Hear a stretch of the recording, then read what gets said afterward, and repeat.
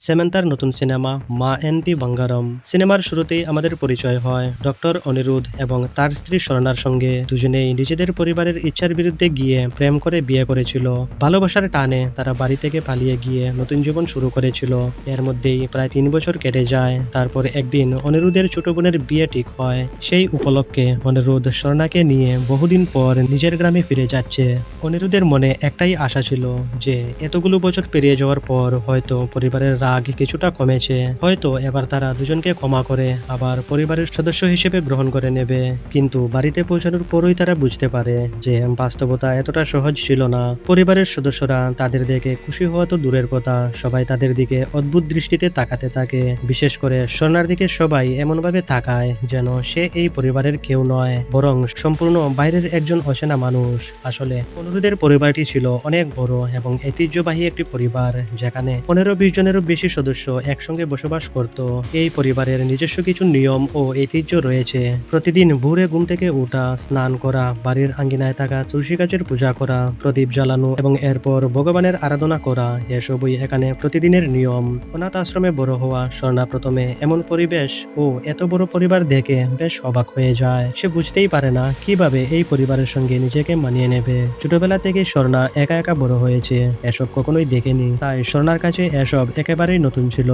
এসব আচার অনুষ্ঠান, রীতিনীতির সম্পর্কে তার কোনো ধারণাই ছিল না। ধীরে ধীরে তার মনে হতে থাকে এই পরিবারের আপনজন হয়ে ওঠা মোটেও সহজ কাজ হবে না। তবে স্বর্ণাও সহজে হার মানার মেয়ে ছিল না। সে মনে মনে সিদ্ধান্ত করে ফেলে যত সময় লাগুক না কেন একদিন সে এই পরিবারের প্রত্যেকের হৃদয়ে নিজের জন্য একটি বিশেষ স্থান তৈরি করবেই। ঠিক সেই সময় তার নজর যায় অনুরোধের ছোট ভাই শরতের স্ত্রী অনসুইয়ার দিকে। শরৎ ছিল একজন সাব ইন্সপেক্টর আর অনসুইয়া ছিল এই পরিবারের খুবই আদর্শ ও সুলক্ষণা একজন বউ। পরিবারের সবাই তাকে ভালোবাসত, কারণ অনসুইয়া বাড়ির প্রায় সকল কাজই দক্ষতার সঙ্গে সামলিয়ে নিত এবং পরিবারের প্রত্যেকের বিশ্বাস ও ভালোবাসা অর্জন করে ফেলেছিল।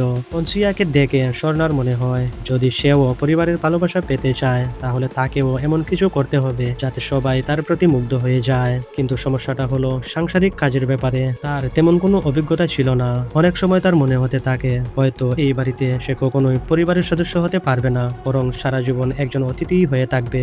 কিন্তু একদিন হঠাৎ করে তার মাথায় একটি বুদ্ধি আসে। সে ভাবতে শুরু করে, আমি যদি নিজের হাতে সবার জন্য রান্না করি আর যদি সেই রান্না সবার ভালো লাগে তাহলে হয়তো ধীরে ধীরে তাদের মন জয় করতে পারবো। কিন্তু আরেকটি সমস্যা ছিল, স্বর্ণা ঠিকমতো রান্নাও করতে জানতো না। তাই সে তার সবচেয়ে কাছের বান্ধবী কিরণময়ীকে ফোন করে সাহায্য চায়। স্বর্ণা তাকে বলে, যেভাবেই হোক আমাকে এই পরিবারের মন জয় করতে হবে, তুমি আমাকে সাহায্য করো, না হলে আমি কিছুই করতে পারবো না। কিরণময়ী অবশেষে তাকে সাহায্য করতে রাজি হয়ে যায়।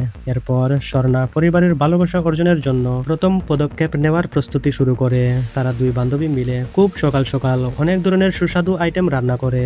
আর যখন পরিবারের সবাই স্বর্ণার হাতের রান্না খায় তখন তারা সত্যিতেই অবাক হয়ে যায়। যারা প্রথমে তাকে সন্দেহের চোখে দেখতো তারাই এখন তার প্রশংসা করতে শুরু করে। ধীরে ধীরে পুরো পরিবারের কাছে স্বর্ণার একটি ভালো ভাবমূর্তি তৈরি হতে থাকে। মাত্র 1 সপ্তাহের মধ্যেই সে প্রায় সবার মন জয় করে ফেলেছে। একদিন স্বর্ণা লক্ষ্য করে যে একজন অচেনা লোক তাকে অনুসরণ করছিল। প্রথমে সে বিষয়টি গুরুত্ব দেয়নি, কিন্তু লোকটি যখন বারবার তার সামনে আসতে থাকে তখন তার সন্দেহ হয়। অবশেষে একদিন স্বর্ণা সরাসরি লোকটির সামনে গিয়ে দাঁড়ায় এবং রাগের সাথে জিজ্ঞেস করে, তুমি কে আর আমার পিছু কেন করছো? লোকটির উত্তর শুনে স্বর্ণার মুখের রং একদম বদলে যায়। লোকটি বলে, তুমি কি জাসি? নামটি শুনেই স্বর্ণা মুহূর্তের জন্য চমকে উঠে, তবে দ্রুত নিজেকে সামলে নিয়ে সে বলে, আমার নাম জাসি নয়, আর যদি আবার আমার পিছু নাও তাহলে ফল খুবই খারাপ হবে। এই কথা বলে সে সেখান থেকে চলে যায়। এরপর দেখা যায় লোকটি জেলের ভিতরে বন্দী থাকা একজন কুখ্যাত গ্যাংস্টারকে ফোন করে। সেই গ্যাংস্টারের নাম ছিল করুণা। একসময় আন্ডারওয়ার্ল্ডে তার অনেক বড় নাম ছিল, কিন্তু একটি গুরুতর অপরাধের কারণে সে এখন জেলের ভিতরে বন্দী। সেই লোকটি করুণাকে বলে, আমার পুরো বিশ্বাস, আমি জাসিকে দেখেছি। একথা শুনে করুণার চোখে অদ্ভুত এক ঝিলিক দেখা যায়। সে কিছুক্ষণ চুপ থেকে বলে, যদি সত্যিই সে জাসি হয় তাহলে তাকে মেরে ফেলো, তবে একটা কথা মনে রেখো, যদি তুমি তাকে মারতে পারো তাহলে বুঝবে সে জাসি নয়, আর যদি তুমি আর ফিরে না আসো তাহলে বুঝে নিবে সে ওই আসল জাসি। পরের দিন লোকটি আরো কয়েকজন লোক সাথে নিয়ে আবার স্বর্ণার বাড়ির কাছে আসে। এবার স্বর্ণা বুঝে যায় যে বিষয়টি খুবই গুরুতর। সে তখন তাদেরকে বাড়ির পিছনের একটি নির্জন জায়গায় ডেকে নিয়ে আসে এবং সেখানে এসে স্বর্ণা একাই তাদের সবার উপর খুবই ভয়ঙ্করভাবে হামলা করে দেয়। আর দেখতেই দেখতে অল্প সময়ের মাঝেই স্বর্ণা খুবই অসাধারণ ভাবে সবগুলো লোককে মেরে সেখান থেকে ভাগিয়ে দেয়। কিন্তু সেই লোকটি সেখান থেকে না গিয়ে উল্টো উল্টো সে একটি চাকু বের করে স্বর্ণার উপর হামলা করতে এগিয়ে আসে। আর ঠিক সেই মুহূর্তেই তার পা পিছলে যায়, যার কারণে সে খুব জোরে মাটিতে পড়ে যায় এবং নিজের হাতের চাকুটা তারই শরীরে ঢুকে যায়। আর কয়েক সেকেন্ডের মধ্যেই তার মৃত্যু হয়ে যায়। সবকিছু এতটাই তাড়াতাড়ি হয় যে স্বর্ণা নিজেও বুঝে উঠতে পারে না আসলে কি ঘটে গেল। ঠিক তখনই সেখানে তার প্রিয় বান্ধবী কিরণময়ী এসে পৌঁছায় এবং লাশ দেখে সে ভয়ে আতঙ্কিত হয়ে ওঠে। কিন্তু তখন স্বর্ণার মুখে ভয়ের ছাপের বদলে দেখা যায় গভীর চিন্তার ছায়া। সে শান্ত গলায় বলে, বাড়ির লোকেরা যদি এই লাশের কথা জানতে পারে তাহলে আমার আসল পরিচয় সবার সামনে চলে আসবে। যে করেই হোক বিষয়টাকে গোপন রাখতে হবে, তাই লাশটাকে আমাদের কোথাও লুকাতে হবে। প্রথমে তার বান্ধবী আপত্তি করলেও শেষ পর্যন্ত স্বর্ণাকে সাহায্য করতে রাজি হয়ে যায় আর দুজন মিলে লাশটিকে সেখান থেকে সরিয়ে ফেলে। এরপর স্বর্ণার বান্ধবী স্বর্ণাকে জিজ্ঞেস করে, তুমি আসলে কে? স্বর্ণা তো প্রথমে প্রচন্ড ঘাবড়ে যায়, কিন্তু অবশেষে সে সত্যিটা প্রকাশ করে। সে জানায় স্বর্ণা তার আসল নাম নয়, তার আসল নাম হয়েছে জাসি। খুব ছোটবেলাতেই সে তার মা বাবাকে হারিয়েছিল।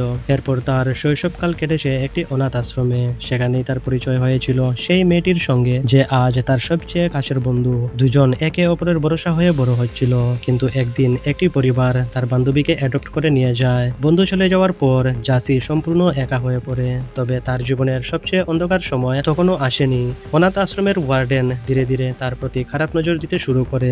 জাসি বুঝতে পারে সেখানে আর এক মুহূর্ত থাকা নিরাপদ ছিল না। তাই একদিন গভীর রাতে সে অনাথ আশ্রম থেকে পালিয়ে যায়। কিন্তু আশ্রম থেকে পালিয়ে আসার পরেই জাসির জীবন আরো কঠিন হয়ে ওঠে। সে যেখানেই যেত কেউ না কেউ তার অসহায় অবস্থার সুযোগ নেওয়ার চেষ্টা করত। ধীরে ধীরে সে বুঝতে পারে এই পৃথিবীতে একা একটি মেয়ের পক্ষে নিরাপদে বেঁচে থাকা মোটেও সহজ ছিল না। ঠিক সেই সময় তার পরিচয় হয় করুণার সঙ্গে। করুণা ছিল একজন কুখ্যাত গ্যাংস্টার, কিন্তু সাধারণ মানুষের কাছে সে ছিল অন্যায়ের বিরুদ্ধে দাঁড়ানো এবং গরিবদের সাহায্যকারী একজন প্রভাবশালী ব্যক্তি। জাসির মনে হয় করুণার সঙ্গে থাকলে অত্যন্ত সে নিরাপদে থাকবে। সেই বিশ্বাস থেকেই সে করুণার দলে যোগ দেয়। এরপর দিন যত এগুতে থাকে করুণার কাছে তার গুরুত্ব তত বাড়তে থাকে এবং একসময় সে করুণার সবচেয়ে ভরসাযোগ্য সহযোগীদের একজন হয়ে ওঠে। করুণা ও জাসিকে আত্মরক্ষা, লড়াই, বিপদ মোকাবিলার নানান কৌশল শেখায়। ফলে খুব অল্প সময়েই জাসি একজন সাহসী ও দক্ষ যোদ্ধায় পরিণত হয়। কিন্তু বেশি দিন লাগেনি, একসময় সে করুণার আসল রূপ সম্পর্কে জানতে পারে। জাসি জানতে পারে আড়ালে করুণা নানান অবৈধ কর্মকাণ্ড এবং উগ্রবাদীদের সঙ্গেও জড়িত ছিল। এই সত্য জানার পর করুণার প্রতি জাসির বিশ্বাস ভেঙে যায়। সে বুঝতে পারে যে মানুষটিকে এতদিন নিজের আশ্রয় ভেবেছিল সে আসলে অপরাধ জগতের খুবই বড় একজন খেলোয়াড়। অবশেষে জাসি করুণার কাছ থেকে দূরে সরে যাওয়ার সিদ্ধান্ত নেয়, কিন্তু করুণার কাছ থেকে সরে যাওয়া এতটা সহজ ছিল না। এর জন্যই জাসি গোপনে করুণার সব অবৈধ কাজের প্রমাণ সংগ্রহ করতে শুরু করে। অবশেষে সে সমস্ত তথ্য পুলিশের হাতে তুলে দেয়। পুলিশও অভিযান চালিয়ে করুণাকে গ্রেফতার করে 10 বছরের জন্য জেলে পাঠিয়ে দেয়। এখানেই শেষ হয় ফ্ল্যাশব্যাক কাহিনী। আর স্বর্ণা তার বান্ধবীকে বলে, আজ যে জীবনটা আমি পেয়েছি তার জন্য আমাকে অনেক কিছুই হারাতে হয়েছে। সে আরো বলে, আমার স্বামী অনিরুদ্ধ আমার অতীত সম্পর্কে কিছুই জানে না। সে আমাকে বিশ্বাস করেছে, ভালোবেসেছে এবং নতুন করে বাঁচার সুযোগ দিয়েছে।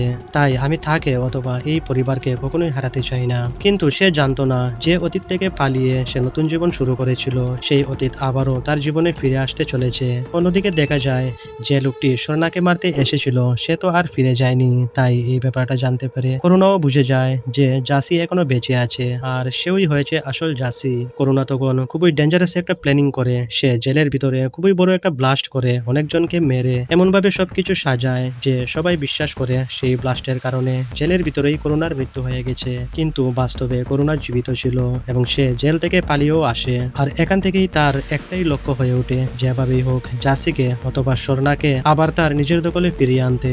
এরপর একদিন গ্রামের ভিতরেই স্বর্ণা একটি মাইকের মাঝে করুণার আওয়াজ শুনতে পায় যে স্বর্ণাকে তার কাছে ডাকছিল। এত বছর পর হঠাৎ করুণার আওয়াজ শুনতে পেয়ে স্বর্ণার পায়ের নিচ থেকে মাটি সরে যায়। সে বিশ্বাসই করতে পারে না যাকে একসময় সে জেলে পাঠিয়েছিল সে আবার তার সামনে ফিরে এসেছে। করুণা এখানে কিছু লোক স্বর্ণাকে ধরার জন্য পাঠিয়ে দেয়, কিন্তু স্বর্ণা আবারও খুবই সুন্দর খুবই অসাধারণ একটি অ্যাকশন করে সবগুলো লোককে পিটিয়ে দেয়। তারপর সবশেষে স্বর্ণা নিজেই করুণার সামনে চলে আসে। স্বর্ণাকে দেখে করুণা হেসে বলে, তাহলে এটাই তোমার নতুন জীবন, এই পরিবারের জন্যই তুমি আমাকে ছেড়ে গিয়েছিলে। স্বর্ণা বুঝতে পারে তার জীবনে আবারও বড় এক ঝড় নেমে এসেছে।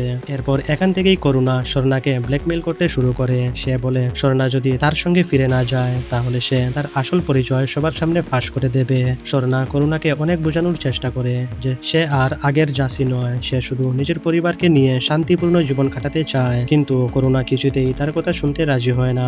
একদিন করুণা অনুরোধের বোনের অনিরুদ্ধের বিয়ে বাড়িতে পৌঁছে যায়। সেখানে গিয়ে সে নিজেকে স্বর্ণার আত্মীয় বলে পরিচয় দিয়ে পরিবারের মধ্যে মিশে যায়। বাড়ির কেউ তাকে সন্দেহ না করলেও স্বর্ণা বুঝতে পারে তার আগমনের উদ্দেশ্য মোটেও ভালো ছিল না। সুযোগ পেলেই করুণা স্বর্ণাকে হুমকি দিতে থাকে। তবে স্বর্ণার অনেক বোঝানোর পর সে সেখান থেকে চলে যায়, কিন্তু স্বর্ণা জানতো বিপদ এখনো কাটেনি। অবশেষে স্বর্ণা সিদ্ধান্ত নেয় যে এভাবে আর ভয়ে ভয়ে বাঁচা যাবে না। এর জন্যই সে একদিন প্রথমে অনিরুদ্ধের পুলিশ ভাই শরৎকে সবকিছু জানিয়ে দেয় যে করুণা এখনো মরেনি। জেলের ভিতরে সে সবকিছু প্ল্যান করে মরণের নাটক করেছিল এবং সে এখন এখানে ফিরে এসেছে। স্বর্ণার মুখ থেকে সত্য জানার পর শরৎ কিছু এভিডেন্স সাথে নিয়ে করুণাকে অ্যারেস্ট করতে চলে যায়। স্বর্ণা এরপর এদিকে প্রথমে অনিরুদ্ধের কাছে, এরপর পুরো পরিবারের সামনে নিজের অতীতের সমস্ত সত্য খুলে বলে। শৈশবকাল, অনাথ আশ্রম, করুণার দলে যোগ দেওয়া এবং করুণার অপরাধ জগতের সত্য জানতে পেরে তাকে পুলিশের হাতে তুলে দেওয়া, এই সব কিছুই সে সবাইকে জানায়। সব শুনে অনিরুদ্ধ কিছুক্ষণ চুপ থাকে। তারপর স্বর্ণার হাত ধরে বলে, তুমি আগে কে ছিলে সেটা আমার কাছে গুরুত্বপূর্ণ নয়, আমি সবসময় তোমার পাশে আছি আর থাকবো। অনিরুদ্ধের পুরো পরিবারও স্বর্ণার সত্যতা দেখে তারা সবাই মন থেকে তাকে আপন করে নেয়। এতক্ষণে স্বর্ণার জীবনের সকল বাধা, সকল ভয় সবকিছুই শেষ হয়ে গিয়েছিল। শুধু একটাই বড় বিপদ তার জীবনে বাকি রয়েছিল, আর এটা হয়েছে করুণা। স্বর্ণা জানতো করুণার অস্তিত্ব যতদিন থাকবে ততদিন তার জীবনে সম্পূর্ণরূপে শান্তি ফিরে আসবে না। তাই আর দেরি না করে স্বর্ণা সিদ্ধান্ত নেয় যে এবার করুণার সঙ্গে সেই দীর্ঘ হিসাব চুকিয়ে দেওয়ার সময় এসে গেছে। অন্যদিকে দেখা যায় শরৎ যখন করুণাকে গ্রেফতার করে থানার দিকে নিয়ে যাচ্ছিল, তখন মাঝ রাস্তা থেকেই করুণা গাড়ি থেকে পালিয়ে অনেক অনেক গুন্ডা সাথে নিয়ে স্বর্ণার বাড়িতে এসে ঢুকে পড়ে বদলা নেওয়ার জন্য। এদিকে স্বর্ণা তো আগে থেকেই রেডি ছিল, তাই করুণার দল আসার পরেই স্বর্ণা খুবই সাহস আর চালাকির সাথে পরিবারের সব মানুষকে বাঁচানোর সাথে সাথে করুণার সবগুলো গুন্ডাকে এক এক করে মেরে ফেলে। এরপর অবশেষে স্বর্ণা মুখোমুখি হয় কুখ্যাত করুণার। তখন একদিকে করুণা যে একসময় স্বর্ণাকে শক্ত হতে শিখিয়েছিল, আর অন্যদিকে স্বর্ণা যে আজ তার সবচেয়ে ভয়ঙ্কর প্রতিদ্বন্দ্বী হয়ে দাঁড়িয়েছে। এরপর দুজনের মধ্যে শুরু হয় এক তীব্র লড়াইয়ের এক পর্যায়ে করুণা হঠাৎ বন্দুক বের করে স্বর্ণার দিকে গুলি ছুড়ে দেয়। গুলিবিদ্ধ হয়ে স্বর্ণা মাটিতে লুটিয়ে পড়ে। অবশেষে স্বর্ণার শেষ শক্তিটুকু দিয়ে সে পাল্টা আঘাত করে, আর কয়েক মুহূর্তের মধ্যেই করুণা মাটিতে লুটিয়ে পড়ে। করুণার মৃত্যুর সঙ্গে সঙ্গে স্বর্ণার জীবনের সবচেয়ে ভয়ঙ্কর অধ্যায়ের সমাপ্তি ঘটে। তবে গুলিবিদ্ধ হওয়ায় তার অবস্থাও অত্যন্ত সংকটজনক হয়ে পড়ে। অনিরুদ্ধ সঙ্গে সঙ্গেই তাকে হাসপাতালে নিয়ে আসে। সেখানে হাসপাতালের বাইরে তখন পুরো পরিবার উদ্বিগ্ন হয়ে অপেক্ষা করতে থাকে। যারা একসময় তাকে পরিবারের সদস্য হিসেবে মেনে নিতে চায়নি, আজ তারাই স্বর্ণার সুস্থতার জন্য প্রার্থনা করতে থাকে। কারণ এই কয়েক মাসে স্বর্ণা শুধু এই পরিবারের একজন সদস্য নয়, সে সবার প্রিয় মানুষ হয়ে উঠেছিল। সময় থাকতে স্বর্ণাকে হাসপাতালে নিয়ে আসার কারণে তার জীবন বেঁচে গিয়েছিল। এরপর যখন তার জ্ঞান ফিরে আসে, তখন সে সেখানে পুরো পরিবারকে একসাথে তার সামনে দাঁড়িয়ে থাকতে দেখে, যেটা দেখে স্বর্ণা ভীষণ খুশি হয়। কারণ ছোটবেলা থেকেই তার এই একটাই স্বপ্ন ছিল যে যদি কোনোদিন তারও এমন একটি পরিবার হতো, আর আজ তার সেই স্বপ্ন, সেই মনের আশা পূর্ণ হয়েছে। বাস এখানেই এই অসাধারণ মুহূর্তের মধ্যে দিয়েই সিনেমাটির সমাপ্ত হয়ে যায়। তো বন্ধুরা, সিনেমাটি আপনাদের কেমন লাগলো কমেন্টে জানাবেন, আর ভিডিওটি লাইক করে চ্যানেলটিকেও সাবস্ক্রাইব করে রাখবেন। আরও এমন ধরনের নতুন নতুন সিনেমার এক্সপ্লেন ভিডিও দেখার জন্য সবাইকে আমার অনেক অনেক ধন্যবাদ।